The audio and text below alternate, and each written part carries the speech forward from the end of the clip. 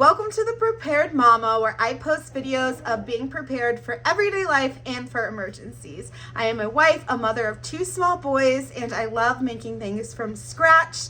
We recently this past year got connected with a local farmer who sells raw cow's milk, and we really like doing this because there's just a lot of junk that they put into milk that you buy at the store. Most milk isn't actually milk. It's mostly water mixed with chemicals.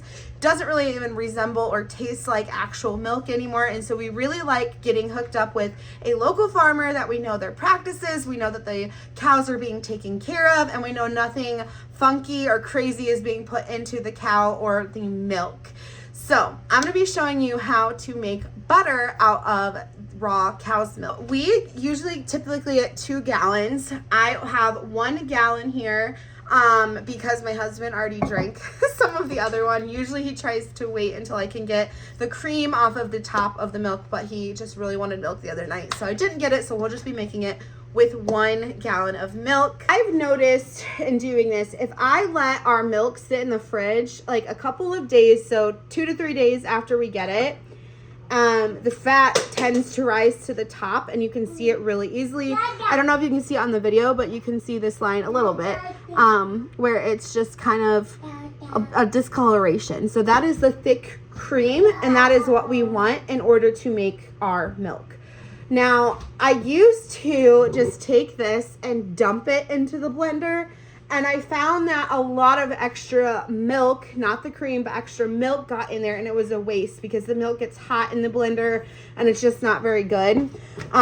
So I found that pouring it out actually wasted more of the milk, whereas if I just take a scoop, I can just skim off the top. I get all of that good fatty cream that I want and less of the milk. Exactly what I'm going to do. I have the blender here, and I am just going to go ahead and skim off the top. You can just see how thick this is. It just coats the outside. It's absolutely delicious to just put in coffee if you're not going to use it for butter. You can use it to thicken your soups. It's just amazing. So I'm going to go ahead and just scoop in this top layer.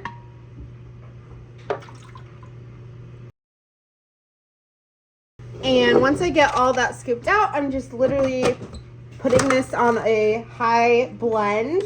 In the old days, you would have sat and shook it in a mason jar, which you still can, or you even use a butter churner. Thank goodness for modern technology where I can just toss this in here, which is what we're gonna do. I'm gonna turn it on high and just let it do its thing.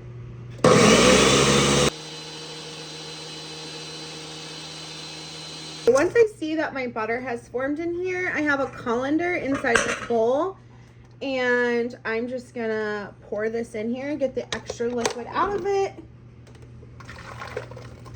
Just kind of helps speed up the process. I used to just scoop it out and not use the colander, but I find that this is a lot quicker. As you can see, I have this nice thick butter left in the colander. Just gonna take it and squeeze as much of the excess liquid as I can out of here. This is so much less butter than I'm used to, because like I said, I'm only working with 1 gallon of it, so I usually have double the amount of it. But I can say it is easier to squeeze the liquid out. Next, I just have a bowl full of cold water, and I am just going to rinse this in here. And then squeeze again. Just like that, we have our butter. You can add salt to this. You can add herbs to this. You can have garlic to it. For now, or for our family, I just like to leave this plain so that I can add it to any recipe that I want. So unlike store-bought butter, this homemade butter obviously doesn't have any chemicals in it, and it won't last more than 7 to 10 days in your fridge.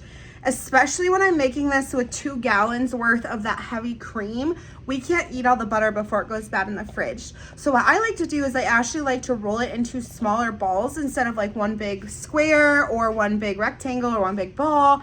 And I put it in a baggie or in a glass container and then put it in my freezer.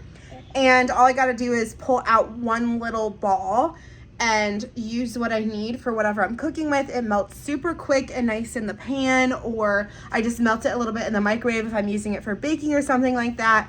And that way my butter does not go to waste in the fridge, and it's nice and safe in the freezer and lasts a lot longer than it obviously would if we're trying to use it all up in those 7 to 10 days.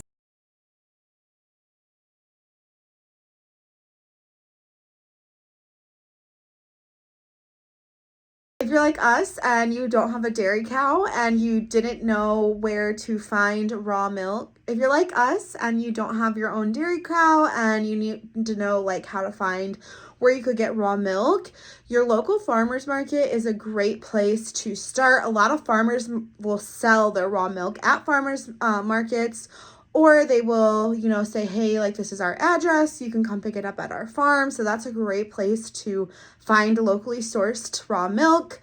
Or you can also go on to, there's a lot of farmer Facebook pages. There's local pages like you could type in, like, say you're from Flower County, and you could type in Flower County happenings or Flower County community.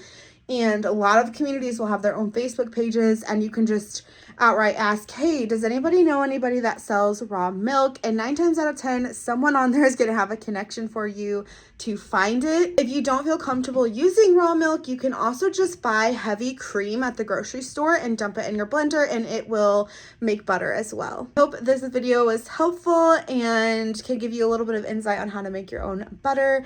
Coming from someone like me who didn't grow up this way, who did not do anything outside of the grocery store, I really hope that this video can help spark something in somebody to be a little bit less dependent on the grocery store. Thank you so much for watching, and I will see you all in my next video. Bye!